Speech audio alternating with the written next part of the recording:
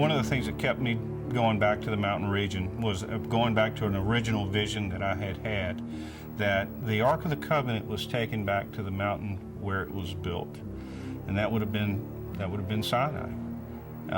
And to further that idea, it was taken back to Sinai and put into a cave, and that cave was sealed off.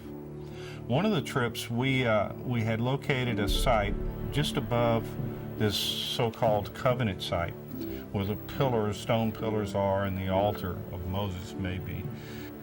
At that elevation, it was a good vantage point to see the eastern face of the mountain, and it was also an excellent campsite because it was a dished-out area, like a crater would have been, except it was a natural formation. We nicknamed it the crater because it was an ideal candidate for the area where the 70 elders would have come up and seen God come down on the mountain with Moses, Aaron, and Abihu. Who was it? Abihu? Nadab and Abihu. So from the crater side, I was able to climb down on the east side of the mountain, down a little wedge, a little wadi going down into the valley floor. It's about a 2,000, 2,500 foot climb down. And in that area, I would get video. I have video of the pillars that Moses erected. We think that he erected. We have video of the altar site. So I'm climbing down into the area that we believe is the covenant site. Just above it, at about the 2,000 foot level, is above the covenant site, 6,000 total, is a cave that faces in an easterly direction.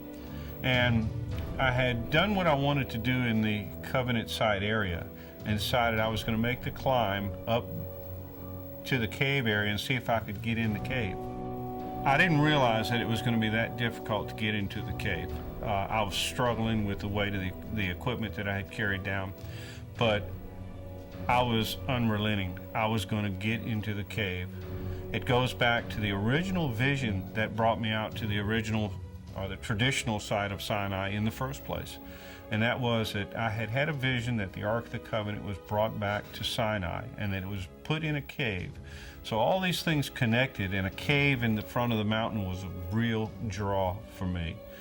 I didn't realize that it was going to be that hard of a climb, but I was able to make it somewhat back up the path that I had climbed down into the area. And then it was around a rock face, a granite rise, and there was a slight path, a goat trail that I could navigate around.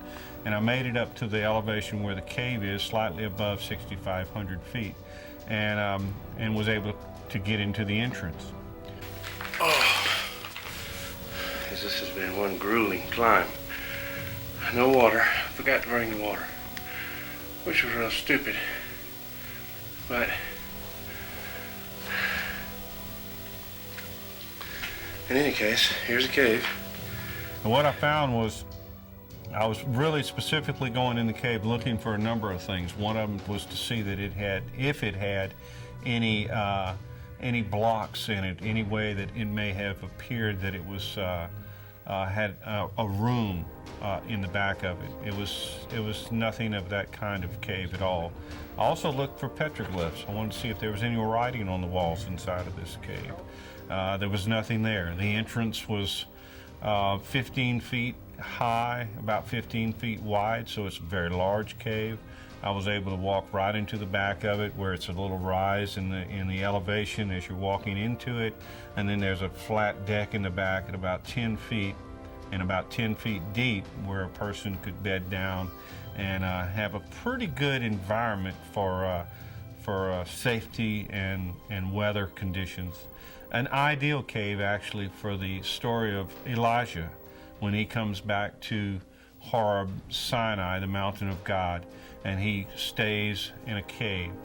And this fits that description very well. But when I was in the cave in the back and I had searched for the petroglyphs and didn't find any artifacts, I turned around and I looked out the entrance, which is pointing due east towards the open plain where the congregation would have been camped.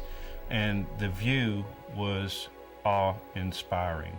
It was just beautiful.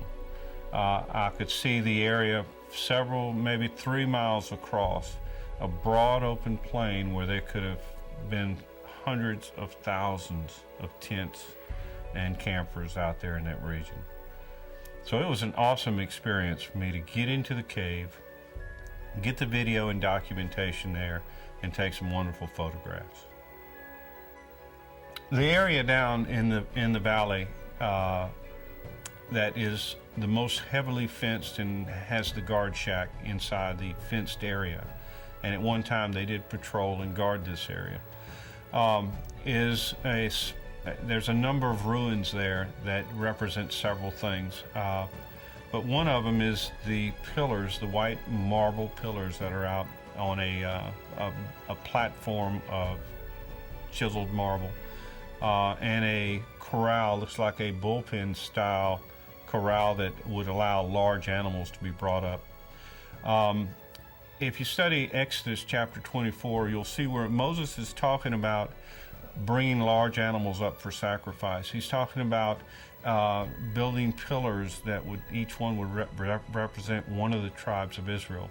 And this site perfectly fits that description.